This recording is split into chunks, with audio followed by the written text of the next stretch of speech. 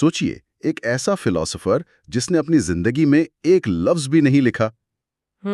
उसकी सारी तालीम, उसकी सारी हिकमत उसके एक शागिर्द की लिखी हुई बातों से हम तक पहुंची है। जी, एरियन के नोट से। बिल्कुल।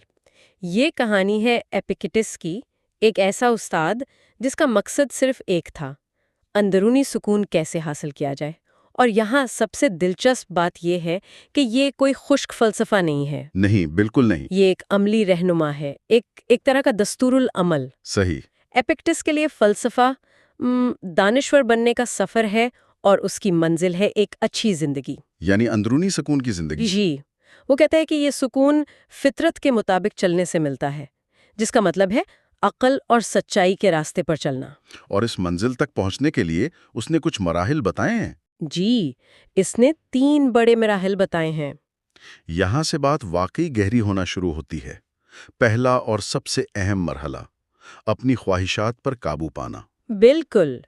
एपिक्टेटस कहता है कि हमारे जहन का सारा खल्फिशार, सारी परेशानी इसलिए है कि हमारी ख्वाहिशात और बाहर की दुनिया में तवाज़ुन नहीं है। जी, आम इंसान समझता है कि खुशी तब मिलेगी जब दुनिया उसकी उम्मीदों पर पूरी उतरेगी। जो कि कभी होता नहीं। कभी नहीं।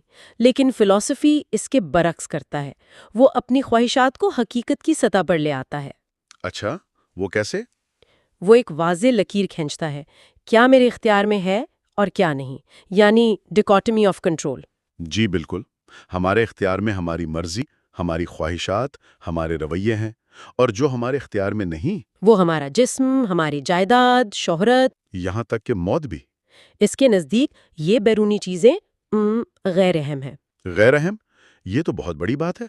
मतलब अहमियत सिर्फ इस बात की है कि हम इन चीज़ों का इस्तेमाल कैसे करते हैं। उसने उसके लिए एक शानदार मिसाल दी थी, वो 2 हैंडल्स वाली बात। जी, कि हर चीज़ के 2 हैंडल होते हैं। एक वो जिससे उसे उठाया जा सकता है, और दूसरा वो जिससे नहीं। मिसाल के तौर पर अगर आपका भाई आपसे नाइंसाफी करता है, तो आप इस सूरत हाल को नाइंसाफी के हैंडल से पकड़ सकते हैं, जो आपको तकलीफ देगा। बिल्कुल। या फिर आप उसे भाईचारे के हैंडल से पकड़ सकते हैं, जो इस बोझ को काबिले बर्दाश्त बना देगा। इंतखाब हमारा है। हमेशा। इसी खुद पर काबू पाने की मश्क के लिए वो रोजाना रूहानी वर्जिश का मशवरा देता था। अच्छा, किस तरह की वर्जिश? जैसे कि इंतहाई मुश्किल हालात, मसलन तशद्दुद या जलावतनी के बारे में सोचना। ये तो बहुत मनफी लगता है। मकसद मायूसी फैलाना नहीं, बल्कि जहनी मजबूती पैदा करना है, या खुद को ये याद दिलाना कि हमारे प्यारे भी आर्जी हैं। तो जब इंसान अपनी ख्वाहिशात को समझ लेता है, तो अगला कदम क्या है? अगला कदम ये समझना है कि हम अकेले नहीं हैं। मतलब वो कहता है कि इंसान दुनिया का शहरी है, बिल्कुल एक पाँव की तरह जिसका ताल्लुक पूरे जिस्म से है। अच्छा। अगर पाँव जिस्म से अलग हो जाए तो वो पाँव नहीं रहता। सही। इसी तरह इंसान अगर खुद को मुआशरे से अलग कर ले तो वो इंसान नहीं रहता। जानवरों और इंसानों में यही फर्क है कि इंसान इस कायनाती निज़ाम को और चीज़ों के बाहमी ताल्लुक को समझ सकता है। जी, और हमारे फ़राइज़ हमारे समाजी रिश्तों से तय होते हैं। एक बाप, एक बेटा, एक भाई या एक शहरी होने के नाते हमारी कुछ जिम्मेदारियां हैं। और चूंकि तमाम इंसानों के पास अक्ल है और वो उसके बकौल ज़्यूस के बेटे हैं, तो तमाम इंसान भाई हैं, चाहे कोई गुलाम हो या आका। ये उस दौर के लिहाज से एक बहुत इनकलाबी सोच थी। बहुत ज्यादा। और ये फ़राइज़ सिर्फ इंसानों तक नहीं, ये खुदाओं तक भी जाते हैं। एपिक्टेटस कहता है कि हमें उनके बारे में सही राय रखनी चाहिए। ये मानना चाहिए कि वो कायनात को अच्छे और मुनसफाना तरीके से चला रहे हैं। तो इंसान का फर्ज है कि वो खुशी से खुदाई मर्जी की इतायत करे। जी। इसने यहाँ एक ड्रामे के अदाकार की मिसाल इस्तेमाल की है ना। जी, बहुत खूबसूरत मिसाल है कि आपका फर्ज इस किरदार को अच्छी तरह से निभाना है जो ड्रामा निगार ने आपको दिया है, चाहे वो एक मजिस्ट्रेट का हो या एक लंगड़े आदमी का। बिल्कुल। आप किरदार पर शिकायत नहीं कर सकते, सिर्फ उसे बेहतरीन तरीके से अदा कर सकते हैं। अगर ये ख्यालात और कहानियाँ आपके दिल में कहीं ठहर रही हैं, तो इस चैनल को सब्सक्राइब कर लीजिएगा, ताकि हिकमत के ऐसे सफ़र हम मिलकर तय करते रहें। वो खुदा को एक पहलवानों के ट्रेनर से भी तशबीह देता है। अच्छा। जो इंसान को मुश्किलात से लड़ाता है, تاکہ اس کی بہترین صلاحیتیں سامنے آ سکیں۔ یا ایک جنرل جس کے احکامات پر سپاہی کو عمل کرنا ہوتا ہے۔ جی، یعنی مشکلات آزمائش نہیں، تربیت ہیں۔ بالکل۔ اور اس سفر کا آخری مرحلہ ہے منطق اور صحیح سوچ کی تربیت۔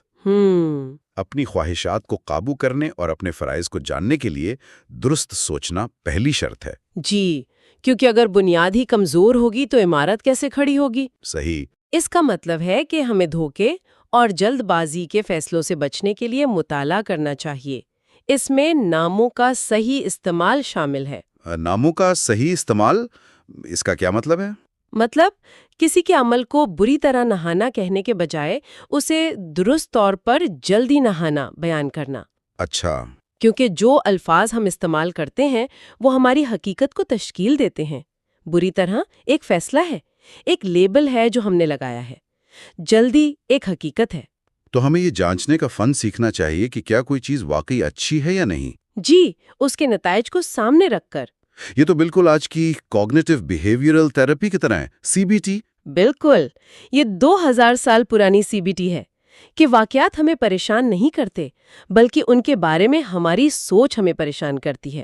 تو ان سب باتوں کا کیا مطلب ہے؟ ایپکٹیٹس ہمیں خواہشات پر قابو پانے، فرائض کو پہچاننے اور صحیح سوچ اپنانے کا ایک راستہ دکھاتا ہے۔ یہ 2000 سال پرانا ایک نقشہ ہے جو آج بھی اتنا ہی کارآمد ہے جتنا تب۔ بالکل، اس کا بنیادی پیغام یہی ہے کہ ہم بیرونی دنیا کو کنٹرول نہیں کر سکتے، لیکن ہم اس پر اپنے رد عمل کو ضرور کنٹرول کر سکتے ہیں۔ جی، اور حقیقی آزادی اور سکون کا سرچشمہ یہی ہے، یہ سمجھنا کہ ہماری طاقت ہمارے اندر ہے، باہر کے حالات میں نہیں۔ جاتے جاتے ایک خیال چھوڑے جاتے ہیں۔ ایپکٹیٹس خود ایک غلام تھا جو بعد میں ایک عظیم استاد بنا۔